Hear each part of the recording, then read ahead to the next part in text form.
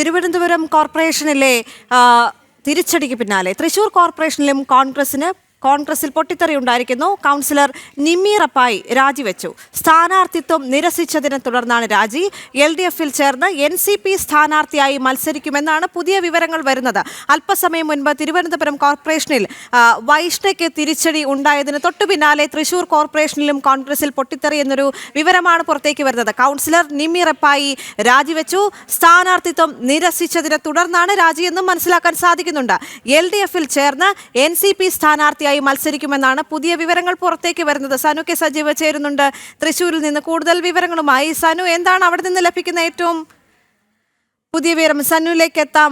വലിയ രീതിയിലുള്ള ഒരു തിരിച്ചടി കോൺഗ്രസ് ഈ തെരഞ്ഞെടുപ്പിൽ നേരിടുമോ എന്നൊരു ചോദ്യമാണ് ഇപ്പോൾ ഉയർന്നു വരുന്നത്. കാരണം തൃശൂർ കോർപ്പറേഷനിലും കോൺഗ്രസിൽ വലിയ പൊട്ടിത്തെറി ഉണ്ടായിരിക്കുന്നു. കൗൺസിലർ നിമ്മി റപ്പായി രാജിവെച്ചു എന്നതാണ് ഏറ്റവും പുതിയ വിവരം. സ്ഥാനാർത്ഥിത്വം നിരസിച്ചതിനെ തുടർന്നാണ് ഇപ്പോൾ രാജി ഉണ്ടായിരിക്കുന്നത്. സനു തുടരുന്നുണ്ട്. സനു, എന്താണ് വിവരം?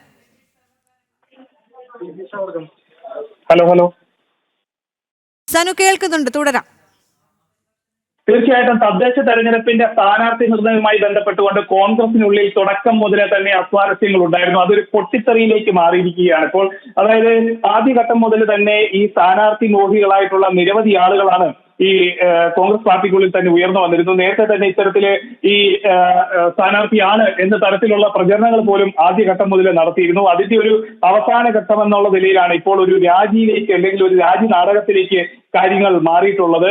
കോൺഗ്രസിന്റെ നിമ്മി റപ്പായിയാണ് ഇപ്പോൾ രാജിവെച്ചിട്ടുള്ളത്. അതേപോലെ തന്നെ DCCയുടെ സെക്രട്ടറി അടക്കം രാജിക്ക് തയ്യാറെടുക്കുന്നു എന്നാണ് നമുക്ക് മനസ്സിലാക്കാൻ സാധിക്കുന്നത്. ഇവരൊക്കെ ഏറെക്കുറെ തൃശൂർ കോർപ്പറേഷനുള്ളിലെ പല മണ്ഡലങ്ങളിലും അല്ലെ പല വാർഡുകളിലും ഒക്കെ തെരഞ്ഞെടുപ്പ് പ്രവർത്തനങ്ങളൊക്കെ ആരംഭിച്ചിരുന്നു. പൊടുന്നനെയാണ് ഇവരെല്ലാം സ്ഥാനാർത്ഥി എന്നുള്ളൊരു വിവരം പുറത്തു വരുന്നത്. ഇതിന് തൊട്ടു പിന്നാലെയാണ് നേതൃത്വത്തെ വെല്ലുവിളിച്ചുകൊണ്ട് പലരും രാജിക്കൊരുങ്ങുന്നത്.